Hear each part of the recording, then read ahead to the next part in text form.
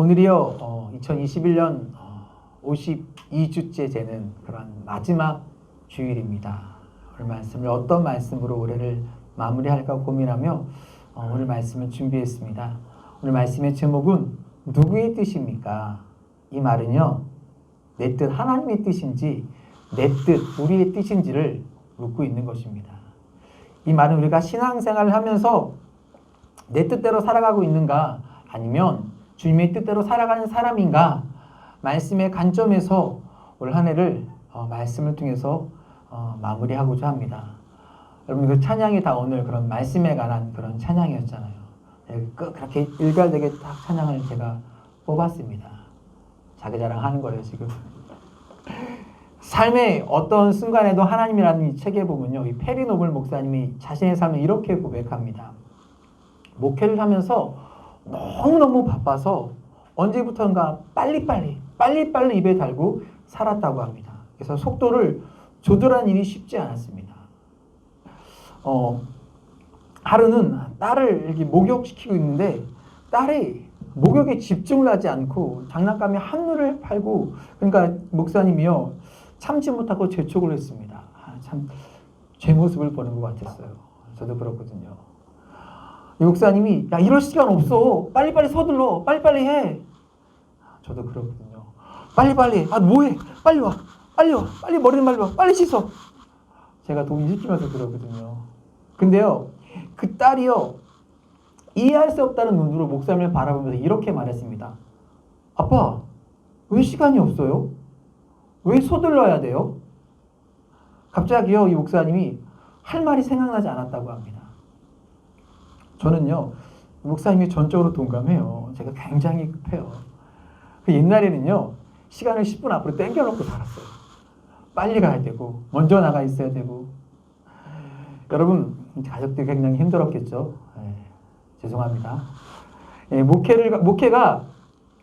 목회자가 바쁜 것은요, 세상 일 때문에 바쁜 것이 아니라 목회 때문에 바쁜 일이 많은데, 그런데요, 목회에 바쁘다 보면요, 하나님과의 관계가 멀어질 수 있다는 그런 아이러니한 일이 생깁니다. 이 목사님이 너무 바빠서 일 때문에 우울증도 왔고요, 굉장히 바쁘고 힘들게 살았던 순간에 목사님이 지인이 와서 이렇게 이야기합니다. 그렇게 바쁘게 살지 말어. 그렇게 속도를 내지 말어. 그러자 목사님이 이렇게 대답했습니다. 마귀는 하루도 안 쉬죠. 하루도 쉬지 않아. 그러니까 지인이 꼭 예를 들어도 마귀를 본보기로 삼아야 해? 그렇게 바쁘게 산다는 것, 이것은요, 우리들에게 꼭 바람직한 일만은 아닌 것 같습니다. 마침내 이 목사님이 상담사 치료를 받게 되는데 이렇게 얘기했습니다. 상담사가, 성경은 일하지 않는 사람에게 게으르다고 말하지만 쉬지 않는 사람에 대해서는 불순종이라는 표현을 씁니다. 여러분, 이 말을 우리가 잘 이해하셔야 합니다. 게을러도 된다 이런 말이 아니라 우리의 삶에 바쁜 삶 가운데서, 요즘 얼마나 많은 사람이 바쁘게 분주하게 살아갑니까? 그렇게 바쁘게 살아가는 삶 가운데서 어떻게 하나님 앞에 순종하며 살아갈 수 있는가에 대한 부분입니다. 우리는요, 묵상이란 말을 자주 합니다. 묵상, 읊조리다, 하나님의 말씀을 생각하고 그 뜻이 무엇인지 묵상하는 것, 우리가 또 큐티라고 말을 하죠. 우리들이 하나님의 말씀을 묵상하고 생각하는 것입니다. 근데 이 묵상의 뜻과 이 묵상이 의미하는 것은 여러분 무엇일까요? 우리가 종종 착각하는 사람들이 있는데, 우리가 묵상 자체를 숭배하는 겁니다. 내년에 내가 이제 말씀 묵상하는 시간을 가져야지. 말씀 묵상하는 시간을 가져야지. 사실 묵상은요, 그 자체의 목적이 있는 것이 아니라 묵상을 통해서 우리들이 하나님의 말씀을 봄을 통해서 우리들이 하나님 말씀 앞에 순종하고 우리의 삶을 고치고 돌이키는 작업입니다. 만일 하나님의 말씀에 내가 순종함이 없이 하나님의 말씀을 우리들이 묵상하고 있다면 그것은 우리의 신앙의 또 다른 하나의 율법이 되어버리는 것입니다. 어쩌면 우리들이 나 내년부터는 묵상할 거야, 묵상집 사고 묵상할 거야 하는 그 순간 우리는요, 그 묵상이 우리의 삶 가운데 또 하나의 여러분 노동이 될 수 있는 것입니다. 오늘 우리들에게 이 묵상은 어떤 의미를 가지고 있는가? 오늘 읽었던 본문은 여러분 너무나 잘 알고 있는 유명한 말씀입니다. 오늘 본문 11절에 이렇게 말씀하고 있습니다. 이는 하나님의 사람으로 온전하게 하며 모든 선한 일을 행할 능력을 갖추게 하려 함이라. 뭐가요? 하나님의 말씀이. 성경은요, 하나님의 사람으로 온전하게 만들고요, 모든 선한 일을 행할 능력을 갖추게 하려 함이라고 말씀하고 있습니다. 우리들에게 만일 이 성경에 대한 믿음의 확신, 이 성경이 우리 삶을 온전하게 만들어준다는 이 믿음이 없다면요, 우리들이요 지금까지 하는 이 이야기는요 굉장히 공허한 이야기입니다. 시간 낭비죠. 이 확신도 없다면 우리는 이 주일에, 이 추운 날씨에 여러분 집에 편안하게 있지 왜 나와서 하나님의 말씀을 듣고 있는 것입니까? 예전에 어떤 목사님의 간증인데 형님이 조폭이에요. 그러니까 그 집안이 온전하지 않았죠. 근데 동생도 온전한 돌봄을 받지 못하니까 막 마트 같은 데서 물건을 훔치다가 걸린 거예요. 형이 왔죠. 형한테 바닷가를 끌려가서 죽도록 맞고 형이 하는 말이 야 너 이제부터 교회 가. 조폭이 자기도 안 가면서 헌금 형이 해줄게 가. 그 목사님이 가서 말씀을 듣고 목사님이 된 거예요. 최초로 조폭이 전도해서 된 목사님. 옛날에 우리 믿지 않는 그 부모님들은요, 야 교회 가. 그래서 하나님 말씀 배워. 하나님 말씀은 선하게 인도하는 거야. 자기도 믿지 않으면서 그 말씀이 선하다고 옳다는 것을 어른들도 알고 계셨어요. 여러분에게 도전하며 묻고 싶은 것이 있습니다. 성경이 우리 삶을 온전하게 해줄 능력이 있다고 여러분 믿으십니까? 대답이 왜 이렇게 여러분 성경이 우리의 삶을 온전하게 해줄 능력이 있다는 것을 여러분 믿으십니까? 확실히 믿으십니까? 대답 잘 하셔야 돼요. 성경이 우리의 삶이 여러분 표준이 됨을 여러분 믿으십니까? 도훈이 아멘.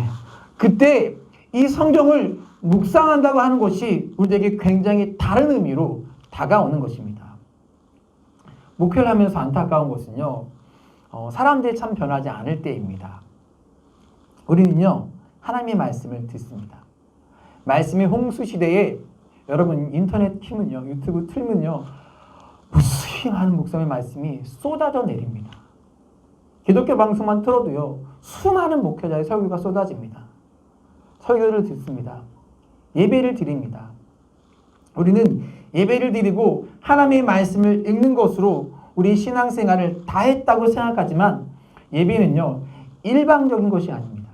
우리들이 하나님의 말씀을 들었을 때, 읽었을 때 우리들에게 말씀하시는 그 말씀이 우리에게 들어와야 되는 것이고요. 우리들이요 하나님 앞에 예배를 드릴 때 상호작용, 그 말씀이요 우리 안에서 어떻게 변화가 일어나냐 하는 것입니다. 지금 현대교회의 여러분 문제는요, 문제 가운데 하나는 이거예요. 예배와 기도보다 우리들의 어떤 활동과 회의가 더 길어졌다는 것입니다.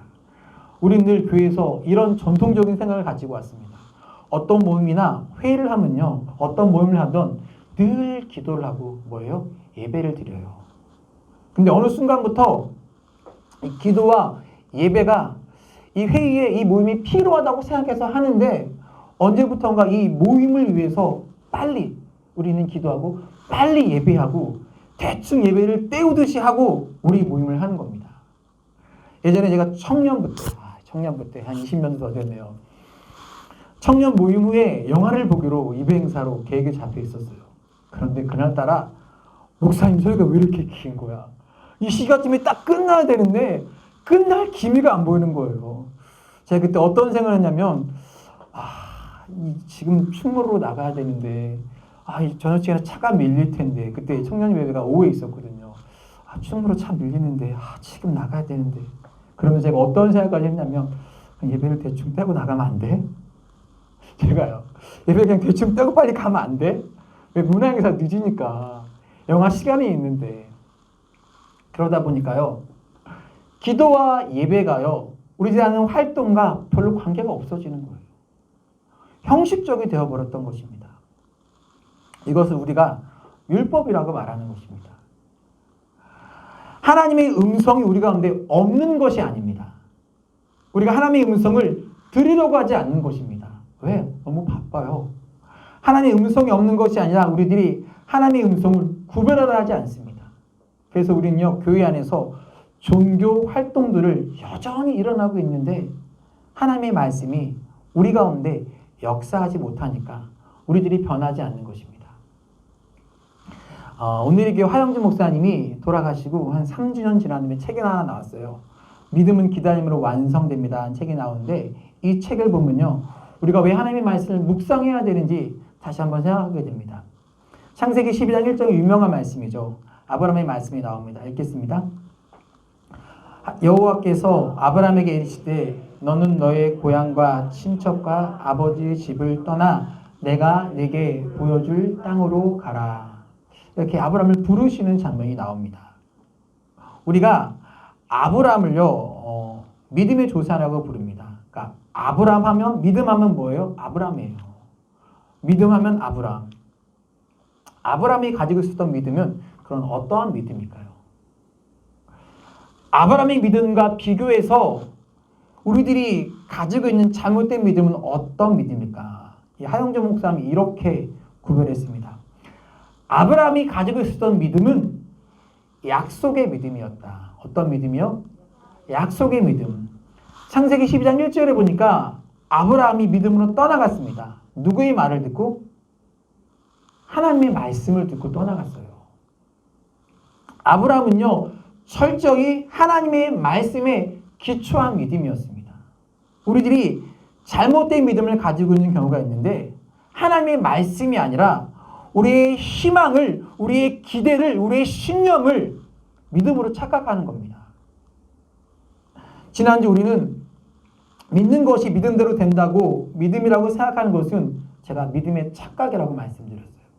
우리는요, 우리가 믿음대로 된다는 것이 믿음이라고 생각하는데 여러분, 그게 믿음이 아니라는 겁니다.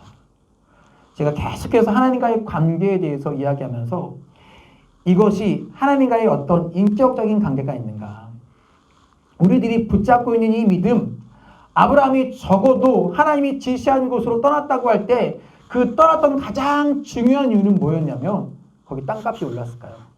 학군이 좋았을까요? 살기가 좋아서 글로 갔을까요? 왜 갔어요?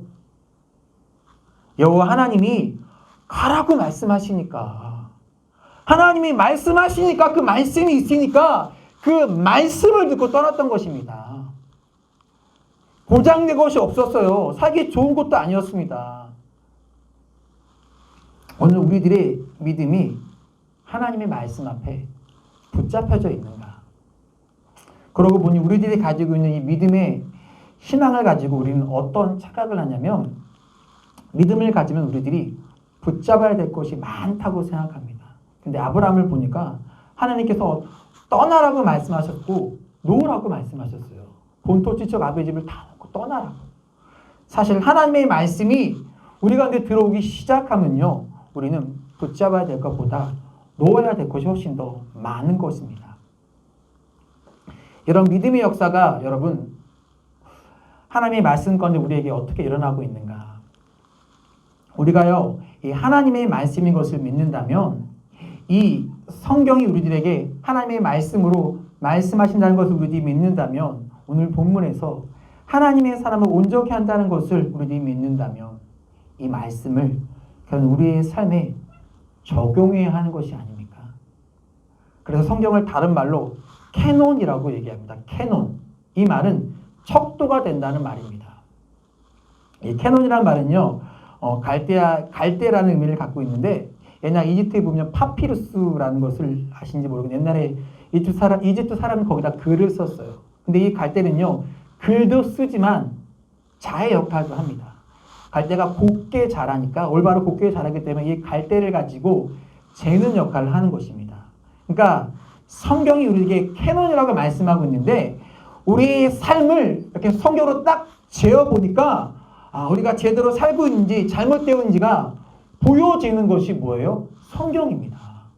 우리의 삶의 척도 기준이 되는 것입니다. 그래서 성경이 우리의 삶을 오늘 말씀이 뭐라고 했어요? 온전케 합니다 라고 말씀하고 있는 것입니다. 이 온전케 한다는 믿음이 있어야 이 말씀을 우리들의 삶에 적용할 텐데 우리들에게 이러한 믿음의 확신이 없으니까 말씀대로 살아가려고 말씀을요 우리의 삶에 적용하려 하지 않는 것입니다. 내 삶이 내 생각이 뜻이 기준돼서 살아가는 것입니다. 여러분 성경을 계속해서 보세요. 예언서도 보고 계시록까지 쭉 보세요. 누가 다 사모님이랑 서집사님 열심히 읽고 있는데 어떤 특징인지 아세요? 창세기부터 요한계시록까지 한 번도 끊어진 적 없이 쭉 이어지고 있어요. 하나님의 말씀이 여전히 여러분 존재합니다. 그런데 문제는 뭔지 아세요? 하나님의 말씀을 읽는데 사람들이 하나님의 말씀에 순종하지 않고 하나님의 말씀을 들으려 하지 않고 하나님의 말씀을 따르려 하지 않는 것입니다. 왜일까요? 그들의 인생에서 하나님의 말씀이 유익하다는 믿음이 없으니까 그들은 우상을 숭배하고 세속적으로 빠져드는 것입니다. 여러분 세속적이라고 말하는 것 하나님의 말씀을 놓고요 우리들이 우상 숭배하는 것입니다.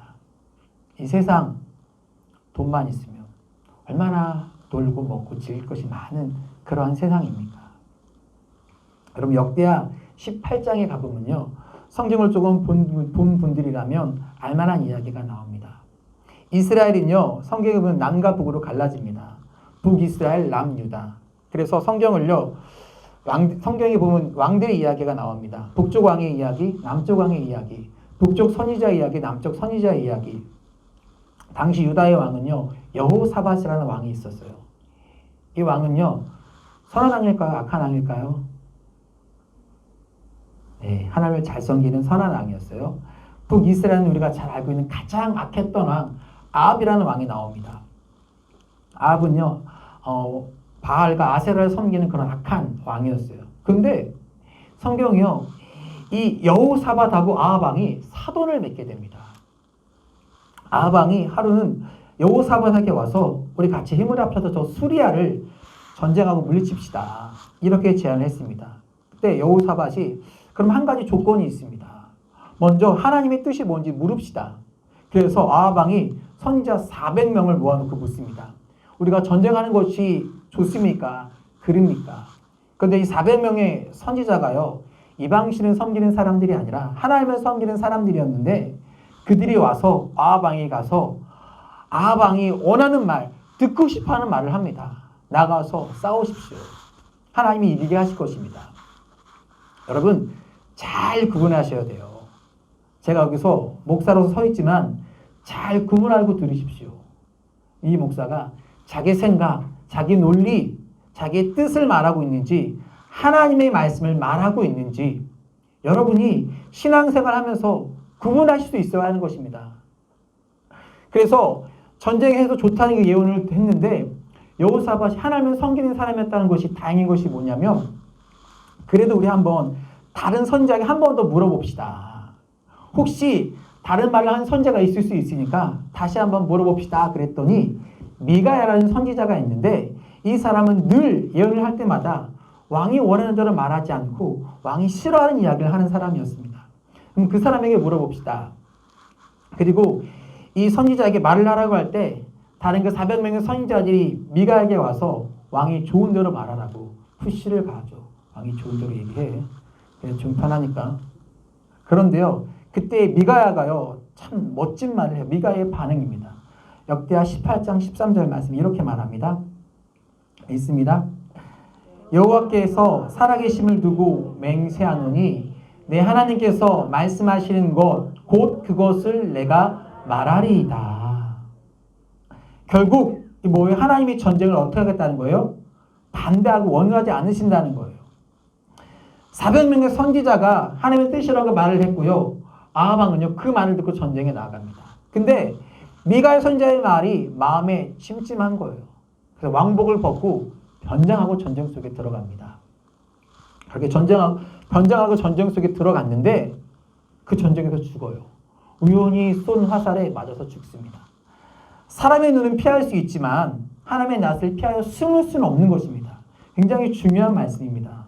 하나님을 믿는 것, 하나님의 음성을 듣기 시작할 때 우리는 분별할 수 있습니다. 하나님의 음성을 들으려고 할 때 그 열망 가운데 우리들에게 역사할 수 있는 것이 우리가 믿는 것입니다. 자, 하나님의 말씀을 우리들이 듣는다, 구별한다. 어떤 것일까요? 여러분, 지금까지 신앙생활을 하면서 참 많은 목사님들에게 말씀을 들어왔을 것입니다. 나이가 드신 목사님, 젊은 목사님, 저는 젊죠? 저는 젊습니다. 그래서 제가 항상 들어왔던 말은 뭐냐면, 목사님 말이 빠르고 발음이 부정확합니다. 아마 여러분이 들었던 목사님의 말씀에 익숙해져 있기 때문에 그럴지도 모른다고 제가 생각을 합니다. 여러분 여기서 한 5년 이상 말씀을 들으면요, 저에게 익숙해질 거예요. 저에게 중독되는 거죠. 저도 나이가 들면 이제 말이 늘어질지는 모르겠는데, 근데 여러분, 사람들이 이런 말을 하는 이유가 핵심이 뭔지 아세요? 자기에게 익숙하지 않다는 거예요. 자기에게 힘들다는 겁니다. 그런데 여러분, 그런 생각이 들지 않으세요? 우리들이 신앙생활에 익숙하지 않으면요, 하나님의 말씀이 우리에게 굉장히 불편합니다. 하나님의 말씀이 우리들에게 들려져야 그 말씀대로 살아갈 텐데, 우리가 하나님의 말씀을 들으려고 하지 않으니까, 말씀을 묵상하지 않으니까 그 말씀이 우리들에게 생소하게 느껴지는 것은 아닌지. 예전에 전도사 때 신방을 가고 목사님 따라가죠. 성경을 피잖아요. 목사님이 본문이 어디입니다. 옛날 성경이 좀 두꺼웠어요. 성경을 펴세요. 그러면 성경을 빨리 찾는 사람이 있고 늦게 찾는 사람이 있잖아요. 목사님 기다리다가 못 찾는 것 같으니까 구약입니다. 그래도 막 찾는데 못 찾는 거니까 몇 페이지고요.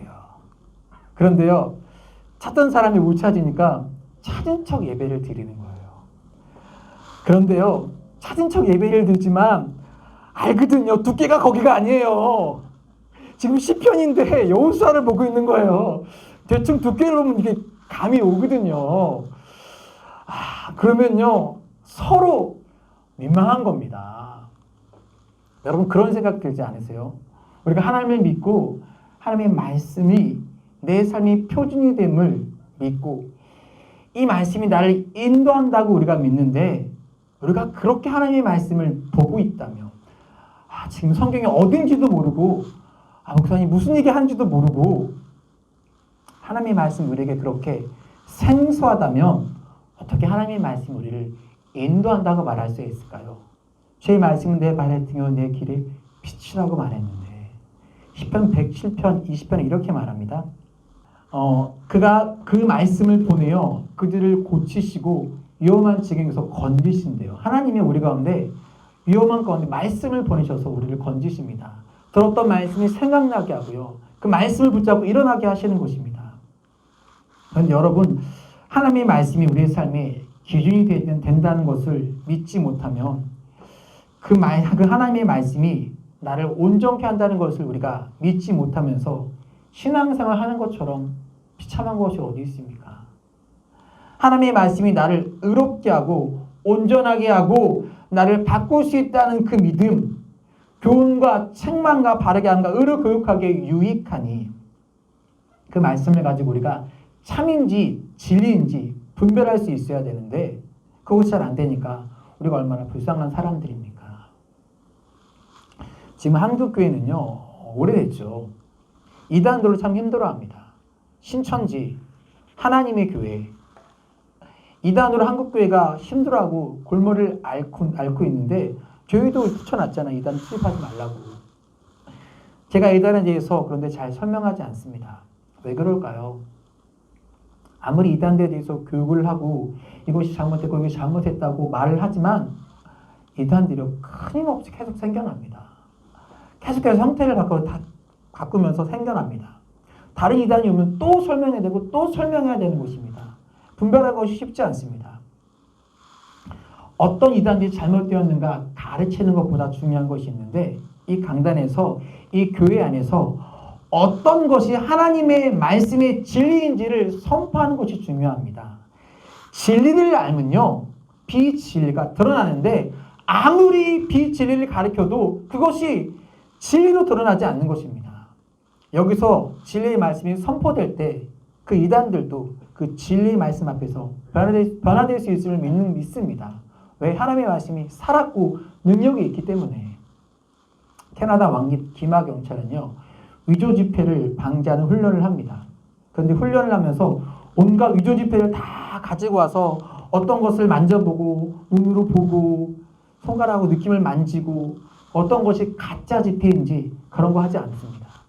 어떻게 훈련하는지 아십니까? 그들이 하는 것은요, 매일매일 진짜 지폐를 만지는 겁니다.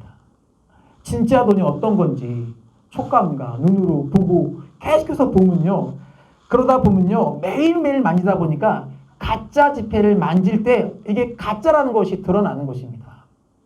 이 세상에서 우리들이 그리스도인으로서 하나님의 사람으로 살아가면서 우리가 말씀을 배우지 않고 말씀을 묵상하지 않고 이 말씀이 우리 안에 역사하지 않는데 우리가 이 거짓된 세상에서 어떻게 말씀대로 살아갈 수 있겠습니까? 요한복음 10장에서 선한 목자 비유를 말합니다. 2절과 5절 말씀 볼게요. 문으로 들어가는 이는 양의 목자라. 문지기는 그를 위하여 문을 열고 양은 그의 음성을 듣나니 그가 자기 양의 이름을 각각 불러 인도하여 내느니라.